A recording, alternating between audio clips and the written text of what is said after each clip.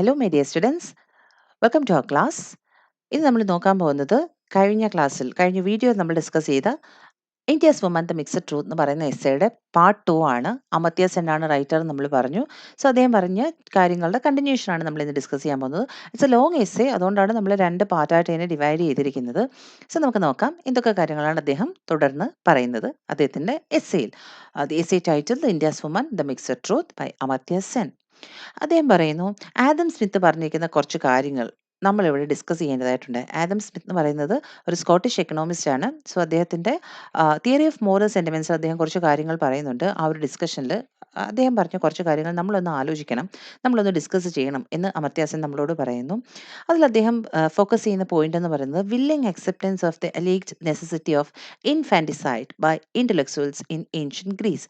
Ancient ഗ്രീസിൽ practice ചെയ്തപ്പെട്ടിരുന്നു എന്ന് പറയുന്ന ഒരു കാര്യത്തെക്കുറിച്ചാണ് അദ്ദേഹം പറയുന്നത്. അതായത് അവിടെ ഇൻഫാന്റിസൈഡ് എന്ന് പറയുന്നത് കില്ലിംഗ് ദെയർ ഓൺ ചൈൽഡ് എന്നുള്ളതാണ്. ഓക്കെ, സോ ഗ്രീസിൽ പ്രാക്ടീസ് ചെയ്യപ്പെട്ടിരുന്ന ഒരു കാര്യം അവിടെ പ്ലേറ്റോയും അരിസ്റ്റോട്ടിലും ഒക്കെ കോട്ട് ചെയ്തുകൊണ്ടാണ് സ്മിത്ത് പറയുന്നതെന്ന് അമർത്യ സെൻ നമ്മളോട് പറയുന്നു. സ്മിത്ത് പറയുന്നത് ഇവരൊക്കെ തന്നെ ഡിഫൻസിന് വേണ്ടി അദ്ദേഹം കൂട്ടുപിടിക്കുന്നത് പ്ലേറ്റോയും അരിസ്റ്റോട്ടലിനെയും ഒക്കെയാണ്. ഇൻഫാന്റിസൈഡ് എന്ന് പറഞ്ഞാൽ എന്താണ്? Killing their own child. ഇവിടെ സ്വന്തം കുഞ്ഞുങ്ങളെ കൊന്നുകളയുക. എന്തിനു വേണ്ടിയിട്ടാണ്? ചിൽഡ്രൻ വിത്ത് ബർത്ത് ഡിഫക്റ്റോട് കൂടി ജനിക്കുന്ന കുഞ്ഞുങ്ങളെ കൊന്നുകളയുന്ന ഒരു കൾച്ചർ അവിടെ പ്രാക്ടീസ് ചെയ്യപ്പെട്ടിരുന്നു എന്ന് പറയുന്നു. ഗ്രീസിലെ കാര്യമാണ് അദ്ദേഹം ഇവിടെ പറയുന്നത്.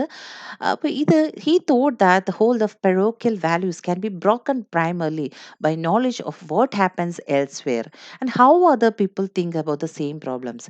നമ്മളൊരു പ്രശ്നം ഉണ്ടാവുമ്പോൾ ഈ ബർത്ത് ഡിഫക്റ്റോട് കൂടി ജനിക്കുന്ന കുഞ്ഞുങ്ങൾ എന്ന് പറയുന്ന ഒരു പ്രശ്നമായിട്ടാണ് പേരൻസ് കൺസിഡർ ചെയ്യുന്നതെങ്കിൽ നമുക്കൊരു ഇഷ്യൂ ഉണ്ടാവുമ്പോൾ നമ്മൾ ആലോചിക്കേണ്ടത് നമ്മൾ എന്താണ് പെറോക്കിയൽ വ്യൂ എന്ന് അദ്ദേഹം പറയുന്നത്, അല്ലെങ്കിൽ പെറോക്കിയൽ വാല്യൂസ് എന്ന് പറയുന്നു. പെറോക്കിയൽ എന്ന് പറയുന്നത് നാരോ മൈൻഡഡ് എന്നാണ് അതിന്റെ മീനിങ്. ഓക്കെ, നമ്മൾ നാരോ മൈൻഡഡ് ആയിട്ട് ഇരിക്കുകയാണെങ്കിൽ നമ്മളുടെ അതേ ഇഷ്യൂസ് മറ്റുള്ള ആൾക്കാർക്കുണ്ട്. ഇതേ ഇഷ്യൂസ് ഉള്ള ആൾക്കാർ ലോകത്തുള്ള മറ്റുള്ളവർ എങ്ങനെയാണ് ഈ പ്രശ്നത്തെ ഹാൻഡിൽ ചെയ്യുന്നത് എന്ന് ചിന്തിക്കാതെ നമ്മൾ തന്നെ നാരോ മൈൻഡഡ് ആയിട്ട് നമ്മുടെ കാര്യങ്ങളിലേക്ക് മാത്രം ഒതുങ്ങിയാൽ ചിലപ്പോൾ ഇതുപോലുള്ള ചില ഡിസിഷൻസിലേക്ക് നമ്മൾ പോകേണ്ടി വരും.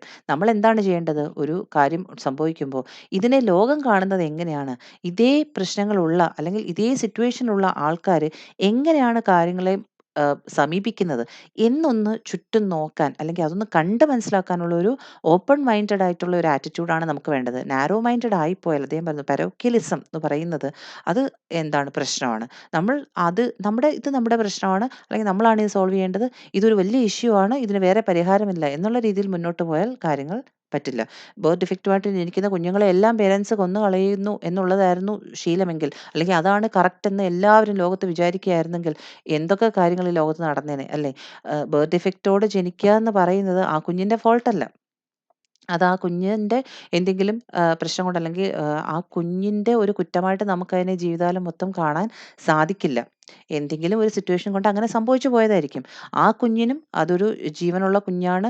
അതിന് ഈ ലോകത്ത് ജീവിക്കാനും ഈ ലോകം കാണാനും എൻജോയ് ചെയ്യാനും ഒക്കെയുള്ള ഫ്രീഡം, അല്ലെങ്കിൽ അതിനുള്ള റൈറ്റ് അതിനുണ്ട്. അപ്പോൾ അതില്ലാതാക്കാൻ നമുക്ക് ആർക്കും തന്നെ അവകാശം ഇല്ല. ഇപ്പോൾ കുറേ ആൾക്കാർ പെരോക്കിയലായിട്ടുള്ള വാല്യൂസ് വെച്ചിട്ട് നാരോ മൈൻഡഡ് ആയിട്ടുള്ള വാല്യൂസ് വെച്ചിട്ട് ഒരു സൊല്യൂഷൻ കണ്ടെത്തിയാൽ അതിനെ ഫോളോ ചെയ്യാൻ നമുക്ക് എല്ലാവർക്കും പറ്റുന്ന കാര്യമല്ല എന്നാണ് അദ്ദേഹം പറയുന്നത്. So it was with respect to such parochialism that Smith emphasized the importance of considering how a local custom would look to people at a certain distance from us, which is part of his thought experiment of invoking an impartial spectator. So impartial spectator എന്നുള്ള വേർഡാണ് അദ്ദേഹം അവിടെ ഉപയോഗിക്കുന്നത്. For example, ഒരു local custom നമുക്കെല്ലാം, we have our own custom, we have our own tradition, we cannot say that this is the best one അല്ലേ? നമുക്കൊരിക്കലും പറയാൻ പറ്റില്ല ലോകത്തിലെ ഏറ്റവും നല്ലത് നമ്മുടെ കസ്റ്റമാണ്. ഇപ്പം നമ്മളൊരു പ്രത്യേക മതത്തിലോ ജാതിയിലോ വിശ്വസിക്കുന്ന ഒരാളാണെങ്കിൽ നമുക്കൊരിക്കലും, നമ്മളെപ്പോഴും കുറച്ച് എന്താണ് ഓപ്പൺ മൈൻഡഡ് ആയിട്ടിരിക്കണം എന്നുള്ളതാണ് അദ്ദേഹം പറയുന്നത്. അതായത് ഒരാൾ വിശ്വസിക്കുന്ന, അല്ലെങ്കിൽ അയാൾക്കൊരു ലോക്കൽ കസ്റ്റമാണ് അയാൾ ഫോളോ ചെയ്യുന്നതെങ്കിൽ ബാക്കിയുള്ളവരെല്ലാം വേറെ ആൾക്കാരും, നമ്മൾ സ്പെഷ്യൽ എന്നുള്ള രീതിയിലൊരു കൺസിഡറേഷൻ, അല്ലെങ്കിൽ ആ രീതിയിൽ കാര്യങ്ങൾ മുന്നോട്ട് പോയാൽ നമ്മൾ കുറച്ച് നാരോ മൈൻഡഡ് ആയിരിക്കും എന്ന് അദ്ദേഹം പറയുന്നു. കുറച്ചും കൂടെ ഓപ്പൺ ആയിട്ട് കാര്യങ്ങളെ കാണാനും സമീപിക്കാനും ഉള്ള മനസ്സാണ് നമുക്ക് വേണ്ടതെന്നാണ് അദ്ദേഹം നമ്മളോട് പറയുന്നത്. What is crucial here is not just freedom of action, but also freedom of thought and the ability to overcome parochial boundaries of thinking. നമ്മൾ നാരോ മൈൻഡഡ് ആയിട്ടുള്ള കാര്യങ്ങൾ, അല്ലെങ്കിൽ ഈ നാരോ മൈൻഡഡ് ആയിട്ടുള്ള തിങ്കിങ് ഒക്കെ മാറ്റി വെച്ചിട്ട് നമ്മൾ ക്ക് വേണ്ടത് ഫ്രീഡം ഓഫ് ആക്ഷൻ മാത്രമല്ല, ഫ്രീഡം ഓഫ് തോട്ടും കൂടെയാണ്. ഈ ഫ്രീഡം ഓഫ് തോട്ട്, ആക്ഷൻ എന്നൊക്കെ പറയുന്നത് എല്ലാവർക്കും അതിനുള്ള സ്വാതന്ത്ര്യമുണ്ട്, അല്ലേ? സോ എല്ലാവരുടെയും ഫ്രീഡത്തെ നമ്മൾ റെസ്പെക്ട് ചെയ്യുക. അവരവരുടെ രീതിയിൽ ചിന്തിക്കട്ടെ. അല്ലാതെ നമ്മളുടെ രീതിയാണ് ശരി, നമ്മുടെ തോട്ടാണ് ശരി, നമ്മുടെ ആക്ഷനാണ് ശരി എന്ന് പറഞ്ഞിട്ട് ഒരാളെ കറക്റ്റ് ചെയ്യാൻ ണ്ട കാര്യം ഇല്ല. അല്ലെങ്കിൽ അതിൽ കയറി നമ്മൾ ആവശ്യമില്ലാത്ത കാര്യങ്ങളിൽ ഇടപെടേണ്ട കാര്യം ഇല്ല. നമ്മൾ കുറച്ചും കൂടെ ഓപ്പൺ മൈൻഡഡ് ആയിട്ട് ചിന്തിക്കണം എന്നാണ് ഇവിടെ അദ്ദേഹം നമ്മളോട് പറയുന്നത്. പിന്നെ അദ്ദേഹം പറയുന്നത് ചൈനയിലും സൗത്ത് കൊറിയയിലും കാര്യങ്ങൾ എടുത്തിട്ടാണ് നമ്മളോട് സംസാരിക്കുന്നത്. In China and South Korea, the standard roots to women's empowerment such as female literacy and economic independence have resulted in major achievements. ചൈനയിലും സൗത്ത് കൊറിയയിലും സ്ത്രീകളുടെ ലിറ്ററസി കൊണ്ട്, അവരുടെ എഡ്യൂക്കേഷൻ കൊണ്ട്, അവർ എഡ്യൂക്കേറ്റഡ് ആയതുകൊണ്ട് എന്തൊക്കെ കാര്യങ്ങൾ അവർ അച്ചീവ് ചെയ്തു, മേജർ അച്ചീവ്മെന്റ്സ് തന്നെയാണ് അവർ നേടിയിരിക്കുന്നതെന്ന് പറയുന്നു. But with the new techniques of sex determination of fetuses, discrimination through selective abortion of female fetuses became വളരെ സർപ്രൈസിംഗ് ആയിട്ടുള്ളൊരു കാര്യം എന്നാണ് അദ്ദേഹം പറയുന്നത്. Surprisingly common in both countries. ഇവർ വളരെ എഡ്യൂക്കേറ്റഡ് ആണ്, ഒരുപാട് കാര്യങ്ങൾ അവർ അച്ചീവ് ചെയ്തു എന്ന് പറയുന്നു. എക്കണോമിക് ഇൻഡിപെൻഡൻസ് ഒക്കെ ഉണ്ടായി സ്ത്രീകൾക്ക്, അതൊക്കെ എൻ്റെ മേജർ അച്ചീവ്മെന്റ്സ് തന്നെയാണ്. പക്ഷേ ഈ പറഞ്ഞ പോലെ നേരത്തെ നമ്മൾ ഡിസ്കസ് ചെയ്തതിൻ്റെ ബാക്കിയാണ് സെക്സ് ഡിറ്റർമിനേഷൻ ഓഫ് ഫീറ്റസസ്. അമ്മയുടെ വയറ്റിലുള്ളപ്പോൾ തന്നെ കുഞ്ഞിൻ്റെ സെക്സ് ഡിറ്റർമിൻ ചെയ്യുകയും അത് കണ്ടുപിടിക്കുകയും സെലക്റ്റീവ് അബോർഷൻ ഓഫ് ഫീമെയിൽ ഫീറ്റസസ് നടക്കുകയും അതൊക്കെ സർപ്രൈസിംഗ്ലി കോമൺ ആണ് ഈ പറഞ്ഞ 2 രാജ്യങ്ങളിലും. ഇത്രയും എഡ്യൂക്കേറ്റഡ് ആയ വിമൺ ഉണ്ട് എന്ന് പറഞ്ഞിട്ടും, സ്ത്രീകളുണ്ടെന്ന് പറഞ്ഞിട്ട് പോലും അദ്ദേഹം പറയുന്നു highly educated women are there, അല്ലേ? എന്നിട്ടും ഈ പറഞ്ഞ 2 സ്ഥലങ്ങളിലും ഈ sex selective abortion of female foetus എന്ന് പറയുന്നത് വളരെ കോമൺ ആണ്. അതാണ് സർപ്രൈസിംഗ് ആയിട്ടുള്ള ഒരു ഫാക്ട് എന്ന് അദ്ദേഹം പറയുന്നു. This has led to organise public initiatives to make women aware of the value of having daughters and not just sons. അപ്പോൾ ഇതുകൊണ്ട് തന്നെ ഒരു പബ്ലിക് ഇനിഷ്യേറ്റീവ്സിൻ്റെ ഒക്കെ ആവശ്യം അവിടെ ഉണ്ടാവുകയും സ്ത്രീകളെ അതിനെക്കുറിച്ച് ബോധവൽക്കരിക്കുകയും പെൺകുഞ്ഞുങ്ങളും വേണം, ആൺകുഞ്ഞുങ്ങൾ മാത്രമല്ല വേണ്ടത് എന്നുള്ള രീതിയിലൊരു പബ്ലിക് ഇനിഷ്യേഷൻ്റെ ആവശ്യകത അവിടെ ഉണ്ടായിരുന്നു എന്ന് അദ്ദേഹം പറയുന്നു. സോ ഇങ്ങനത്തെ ഉള്ള എഫേർട്സ് ഒക്കെ കൊണ്ട് തന്നെ കൊറിയയിലും ചൈനയെക്കാട്ടി കൂടുതൽ കൊറിയയിലും സംഭവിച്ചൊരു കാര്യം എന്ന് പറയുന്നത് സക്സസ് എന്ന് പറയുന്നത് അദ്ദേഹം പറഞ്ഞു where the female male ratio at birth remains lower even than in India. അതാണ് അതിൻ്റെ ഒരു റിസൾട്ട് എന്ന് പറയുന്നത്. ആൻഡ് ഫീമെയിൽ എഡ്യൂക്കേഷൻ, അദ്ദേഹം പറഞ്ഞു ഫീമെയിൽ എഡ്യൂക്കേഷൻ എന്ന് പറഞ്ഞാൽ it does not serve as a silver bullet. Silver bullet എന്ന് പറയുന്നത് നമ്മൾ എന്താണ്, ഒരു മാജിക്കൽ സൊല്യൂഷൻ, ഒരു സിമ്പിൾ മാജിക്കൽ സൊല്യൂഷനാണ് നമ്മൾ ഒറ്റ വാക്കിൽ സിൽവർ ബുള്ളറ്റ് എന്ന് പറയുന്നത്. അതായത് പെട്ടെന്ന് ഒറ്റ ഒരു സൊല്യൂഷൻ കൊണ്ട് ഇതെല്ലാം മാറ്റിമറിക്കാനൊന്നും പറ്റില്ല. ഒരു മാജിക് പോലെ നമുക്ക് ഒരു ദിവസം കൊണ്ട് ഇതെല്ലാം ഈ പ്രശ്നങ്ങളൊക്കെ ഇല്ലാതാക്കാനൊന്നും പറ്റില്ല. ഇപ്പോൾ ഫീമെയിൽ എഡ്യൂക്കേഷൻ കൊണ്ട് മാത്രം ഇതൊന്നും സാധിക്കില്ല എന്ന് അദ്ദേഹം പറഞ്ഞു. അതായത് ഡിസ്ക്രിമിനേഷൻ എഗൻസ്റ്റ് വിമൻ എന്ന് പറയുന്നത് ഒറ്റ ദിവസം കൊണ്ട് ഇല്ലാതാക്കാൻ പറ്റുന്ന ഒരു കാര്യമല്ല. അതർ ഫാക്ടേഴ്സ്, കുറേ ഫാക്ടേഴ്സ് ഉണ്ട്. Make the experience of the different regions within India quite divorce. ഇന്ത്യയിലെ സിറ്റുവേഷൻ കുറച്ച് ഡിഫറെൻ്റ് ആണ്. ഓക്കെ, വളരെ ഷാർപ്പായിട്ടുള്ള ഒരു റീജിയണൽ ഡിവൈഡ് നമുക്ക് വിത്തിൻ ഇന്ത്യ നമുക്ക് ഉണ്ട്. നോർത്തേൺ വെസ്റ്റേൺ സ്റ്റേറ്റ്സ് ഉണ്ട്, അല്ലേ? നോർത്തേൺ സ്റ്റേറ്റ്സും വെസ്റ്റേൺ സ്റ്റേറ്റ്സും ഒക്കെ നമ്മൾ പറയുന്നു. ആ ഒരു ഡിവിഷൻ ഒബ്വിയസ്ലി അവിടെ ഉണ്ട്. So there is clear evidence of extensive use of selective abortion of female fetuses. ഇപ്പോൾ നോർത്തിലും വെസ്റ്റിലും ഒക്കെ ഇദ്ദേഹം പറയുന്നു ക്ലിയർ ആയിട്ട്, അതായത് നമ്മൾ സൗത്തിലും ഈസ്റ്റിലും വെച്ച് നോക്കുമ്പോൾ നോർത്തിലും വെസ്റ്റിലുമാണ് ഈ പറഞ്ഞ ക്ലിയർ എവിഡൻസ് നമുക്കുള്ളത്. സെലക്റ്റീവ് അബോർഷൻ ഓഫ് ഫീമെയിൽ ഫീറ്റസിൻ്റെ ക്ലിയർ എവിഡൻസ് നമുക്ക് കാണാൻ പറ്റുന്നത് നോർത്തേൺ സ്റ്റേറ്റ്സിലും വെസ്റ്റേൺ സ്റ്റേറ്റ്സിലുമാണ്. നമ്മൾ ഇങ്ങോട്ട് വരുമ്പോൾ സൗത്തിലേക്കും ഈസ്റ്റിലേക്കും, ഇന്ത്യയുടെ സതേൺ പാർട്ടിലേക്കും ഈസ്റ്റിലേക്കും വരുമ്പോൾ അത്രയും എവിഡൻസ് നമുക്ക് അങ്ങനെ ഒരു വൈഡ് സ്പ്രെഡ് യൂസ് ആയിട്ട് കാണാൻ ഇല്ല എന്നാണ് അമർത്യ സെൻ നമ്മളോട് പറയുന്നത്. ലോകത്ത് എല്ലായിടത്തും തന്നെ ഇദ്ദേഹം പറയുന്നു, ലോകത്ത് എല്ലാ സ്ഥലത്തും എവ്രിവെയർ ഇൻ ദ വേൾഡ് കൂടുതൽ ജനിക്കുന്നത് ആൺകുഞ്ഞുങ്ങളാണ്. More boys are born than girls. പെൺകുഞ്ഞുങ്ങളെക്കാൾ കൂടുതൽ ജനിക്കുന്നത് ആൺകുഞ്ഞുങ്ങളാണ് എന്നാണ് അദ്ദേഹം നമ്മളോട് പറയുന്നത്. And the female male ratio at conception is even more sharply bias in the direction of males. അപ്പോൾ ആ റേഷ്യോ വെച്ചിട്ട് തന്നെയാണ് അദ്ദേഹം നമ്മളോട് പറഞ്ഞു തരുന്നത്. ഒരു 9-10 കൺസപ്ഷൻ ഓഫ് ഫീമെയിൽ ഫീറ്റസ് ഉണ്ടാവുമ്പോൾ, അതായത് 1000 മെയിൽ കൺസപ്ഷൻസുമായിട്ട് കമ്പയർ ചെയ്യുമ്പം 9-10 ഫീമെയിൽ ഫീറ്റസിൻ്റെ കൺസപ്ഷനാണ് ഉണ്ടാകുന്നത്. അതാണ് ഒരു സ്റ്റാൻഡേർഡ് റേഷ്യോ എന്ന് പറയുന്നത്. പക്ഷേ അദ്ദേഹം പറയുന്നത് but females do better than males in സർവൈവലിൻ്റെ കാര്യം വരുമ്പം ഫീമെയിൽസ് ആണ് കുറച്ചും കൂടെ ബെറ്റർ. മെയിൽ ഫീറ്റസിനെക്കാളും അല്ലെങ്കിൽ മെയിൽ കുഞ്ഞുങ്ങളെക്കാളും ഫീമെയിൽസ് ആണ് അതിൽ കുറച്ചും കൂടെ ബെറ്റർ ആയിട്ട് നിൽക്കുന്നത്. So if they have equal care which they tend to get in the uterus. ഇപ്പോൾ യൂട്രസിനകത്ത് അമ്മയുടെ യൂട്രസിനകത്ത് കുഞ്ഞുങ്ങൾക്ക് ഈക്വൽ കെയർ കിട്ടുകയാണെങ്കിൽ ശരിക്കും പെൺകുഞ്ഞുങ്ങളാണ് കുറച്ചും കൂടെ കൂടുതൽ സർവൈവ് ചെയ്യാനുള്ള ടെൻഡൻസി കാണിക്കുന്നതെന്ന് അദ്ദേഹം പറയുന്നുണ്ട്. ആ റേഷ്യോ വെച്ചിട്ട് തന്നെയാണ് അദ്ദേഹം നമുക്ക് കാണിച്ചു തരുന്നതും. ഏകദേശം 2005 to 2010, between these 2 years 2010 and 2010 എങ്ങനെയാണ് ആവറേജ് റേഷ്യോ എന്നുള്ളത് അദ്ദേഹം പറയുന്നുണ്ട്. The average ratio females to males at birth for Europe as a whole was 943 females per 1000 males. അതാണ് ആ റേഷ്യോ എന്ന് പറയുന്നത്. ആൻഡ് യൂറോപ്യൻ കൺട്രീസിനകത്ത് തന്നെ വേരിയേഷൻസ് ഉണ്ടെന്ന് അദ്ദേഹം പറയുന്നു. പ്ലോസിബിൾ വേരിയേഷൻസ് ആണ്. പ്ലോസിബിൾ മീൻസ് പ്രോബബിൾ ആയിട്ടുള്ള വേരിയേഷൻസ് നമുക്ക് കാണാനായിട്ട് പറ്റും. Attributed to the effects of presumed means suppose നമ്മൾ അസ്യൂം ചെയ്യാണ് practices of sex selective abortion. And so we have to accept the range of values for normal sex ratio at birth. So പല സ്ഥലങ്ങളിലും ഈ പറഞ്ഞ പോലെ female ഫീറ്റസിനെ ഇല്ലാതാക്കുക എന്ന് പറയുന്നത്, സെക്സ് സെലക്റ്റീവ് അബോർഷൻസ് എന്ന് പറയുന്നത് നടക്കുന്നുണ്ടെന്നുള്ളത് നമുക്ക് ഊഹിക്കാൻ സാധിക്കും കണക്കുകളൊക്കെ നോക്കുമ്പോൾ. യൂറോപ്യൻ കൺട്രീസിൻ്റെ കാര്യമൊക്കെ അദ്ദേഹം പറയുന്നുണ്ട്. ഓരോ സ്ഥലങ്ങളിലെ കാര്യം പെർട്ടിക്കുലറായിട്ട് തന്നെ പറയുന്നുണ്ട്. ഇറ്റലിയിൽ female male ratio at birth എന്ന് പറഞ്ഞാൽ 941 ആണെന്നാണ് അദ്ദേഹം പറയുന്നത്.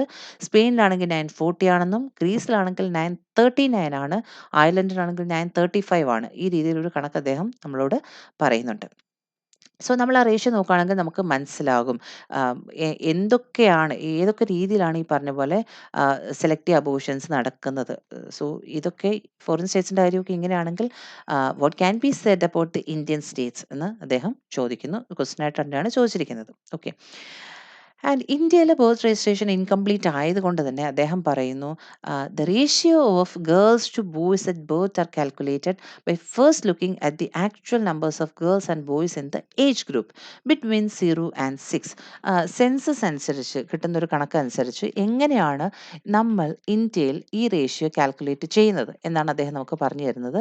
അതായത് ഗേൾസിൻ്റെയും ബോയ്സിൻ്റെയും നമ്പേഴ്സ് നമ്മൾ എങ്ങനെ കാൽക്കുലേറ്റ് ചെയ്യുന്നു, actual number of girls and boys ഒരു 0 to 6 ബോയ്സിൻ്റെയും ഗേൾസിൻ്റെയും നമ്പർ എടുക്കുകയും and then working backward to the female male birth ratio കുറച്ച് ബാക്കിലേക്ക് പോയിട്ട് ബർത്ത് റേഷ്യോ കണക്കിലെടുത്തുകൊണ്ട് 0 to 6 ഫിഗേഴ്സ് ആക്കി മോർട്ടാലിറ്റി റേറ്റ്സും കണക്ക് കൂട്ടിക്കൊണ്ട്, അതായത് ഈ പ്രത്യേക ഏജിനകത്തുള്ള 0 to 6 എത്ര കുഞ്ഞുങ്ങൾ ആണ് ജനിച്ചത്, എത്ര കുഞ്ഞുങ്ങൾ ജനിച്ചിട്ടുണ്ട്, ആക്ച്വൽ നമ്പേഴ്സ് എത്രയാണ്, ബർത്ത് നോക്കിയിട്ട് എത്ര കുഞ്ഞുങ്ങളാണ് ഈ പറഞ്ഞ നമ്പേഴ്സിനകത്ത് ശരിക്കും ജനിച്ചിട്ടുള്ളത് എന്നുള്ളൊരു കണക്കൊക്കെ വെച്ചിട്ടാണ് സെൻസസ് നോക്കിയിട്ട്, ഇവിടെ ബർത്ത് രജിസ്ട്രേഷൻ ഇൻകംപ്ലീറ്റ് ആയതുകൊണ്ടാണ് ഇങ്ങനെ ഒരു സിറ്റുവേഷൻ വരുന്നതെന്ന് അദ്ദേഹം പറയുന്നു. അത് അദ്ദേഹം എഴുതുന്ന സമയത്തെ കാര്യമാണ് അദ്ദേഹം ഇവിടെ മെൻഷൻ ചെയ്തിരിക്കുന്നത്. അപ്പോൾ ഈ രീതിയിൽ നമുക്ക് ഏകദേശം ആ ഒരു ബർത്ത് റേഷ്യോ കാൽക്കുലേറ്റ് ചെയ്യാൻ പറ്റുള്ളൂ എന്ന് അദ്ദേഹം പറയുന്നു. സോ അതനുസരിച്ച് ഇങ്ങനെ കണക്ക് കൂട്ടിയതിനനുസരിച്ച് 2011 സെൻസസ് വെച്ചിട്ട് ഇങ്ങനെയാണ് കാണപ്പെടുന്നത് അദ്ദേഹം പറഞ്ഞു. നോർത്ത് ആൻഡ് വെസ്റ്റ് ഓഫ് ഇന്ത്യയിൽ നമ്മൾ നോക്കുകയാണെങ്കിൽ north and west of India without exception show absolutely clear evidence that sex selective abortion is practiced to a much greater degree than is generally the case in the states in the east and south. നേരത്തെ തന്നെ അദ്ദേഹം പറഞ്ഞു ഈസ്റ്റിലെയും സൗത്തിലെയും വെച്ച് നോക്കുമ്പോൾ ശരിക്കും പറഞ്ഞാൽ ഏറ്റവും കൂടുതൽ ഈ പറഞ്ഞ സെക്സ് സെലക്റ്റീവ് അബോർഷൻ നടക്കുന്നത് 2011 സെൻസസ് വെച്ച് നമുക്ക് മനസ്സിലാവും നോർത്തിലും വെസ്റ്റിലുമാണ് എന്നുള്ളത് മനസ്സിലാകും എന്നാണ് അദ്ദേഹം പറയുന്നത്. Though many of the states, even in the south and east, have had some fall in female male ratio among children between the census, ഏകദേശം 2001 2011 ഒക്കെ വെച്ച് നോക്കുമ്പോൾ അദ്ദേഹം പറയുന്നത് ഈവൻ ഇൻ 2011 നമ്മൾ നോക്കുകയാണെങ്കിലും ഫീമെയിൽ മെയിൽ റേഷ്യോ, ജനനനിരക്ക് അല്ലെങ്കിൽ ആ റേഷ്യോ ബർത്തിലെ ഫീമെയിൽ മെയിൽ റേഷ്യോ നമ്മൾ നോക്കുമ്പം in the south and east of India remains not only substantially higher, അത് ഹയർ ആയിട്ടാണ് നിൽക്കുന്നത്. Okay, birth ratio female male ratio at birth എന്ന് പറയുന്നത് സൗത്തിലും ഈസ്റ്റിലും ഹയറായിട്ട് നിൽക്കുക മാത്രമല്ല, എന്തിനെ വെച്ച് കമ്പയർ ചെയ്യുമ്പോൾ നോർത്തിനെയും വെസ്റ്റിനെയും വെച്ച് നോക്കുമ്പോൾ ഹയറായിട്ട് നിൽക്കുന്നു എന്ന് മാത്രമല്ല, also within the European range for such ratios, നമ്മൾ യൂറോപ്യൻ റേഞ്ചിനകത്തുമാണ് വരുന്നത് എന്ന് പറയുന്നു. അപ്പോൾ അതൊരു ഹയർ റേറ്റ് ആണ് എന്നാണ് അദ്ദേഹം പറയുന്നത്. അത് സൗത്തിലെയും ഈസ്റ്റിലെയും കാര്യമാണ് പറയുന്നത്. Okay, female male ratio at birth ആണ് ഇവിടെ അദ്ദേഹം പറഞ്ഞത്. സോ നമുക്കൊരു ഡിവൈഡിങ് ലൈൻ വെച്ച് തിരിക്കാൻ പറ്റും എന്ന് അദ്ദേഹം പറഞ്ഞു. ഇന്ത്യയെ നമുക്ക് 2 ഹാഫ്സ് ആക്കാമെങ്കിൽ അതിങ്ങനെയാണ് ആ ഡിവിഷൻ എന്ന് പറയുന്നത്. വെസ്റ്റ് ആൻഡ് നോർത്ത് ഇൻക്ലൂഡഡ് ആയിട്ടുള്ള മഹാരാഷ്ട്ര, ഗുജറാത്ത്, മധ്യപ്രദേശ്, ഉത്തർപ്രദേശ്, രാജസ്ഥാൻ, ഹിമാചൽ പ്രദേശ്, പഞ്ചാബ്, ഹരിയാന, ഉത്തരാഖണ്ഡ് ആൻഡ് ജമ്മു ആൻഡ് കാശ്മീർ. അദ്ദേഹം പറഞ്ഞു ഇത്രയുമാണ് ഒരു പാർട്ടെങ്കിൽ ഓൾ ദീസ് ഈ പറഞ്ഞ സ്റ്റേറ്റ്സിലെല്ലാം തന്നെ showing clear evidence of wide spread sex selective abortion ഈ പറഞ്ഞ സ്ഥലങ്ങളിലെല്ലാം സെക്സ് സെലക്റ്റീവ് അബോർഷൻ നടക്കുന്നതിന് ക്ലിയർ എവിഡൻസ് ഉണ്ട് എന്നാണ് അദ്ദേഹം പറയുന്നത്. സോ ഇവിടെയൊക്കെയുള്ള റേഷ്യോ കണക്കെടുക്കുമ്പോൾ നമുക്ക് മനസ്സിലാകും. ആൻഡ് അടുത്ത പാർട്ട് എന്ന് പറയുന്നത് അടുത്ത അതായത് നമ്മൾ ഈസ്റ്റിലേക്കും സൗത്തിലേക്കും വരുമ്പോൾ അദ്ദേഹം പറഞ്ഞു included Kerala, Karnataka, Tamil Nadu, Andhra Pradesh, Chhattisgarh, Jharkhand, Bihar, west Bengal and Assam.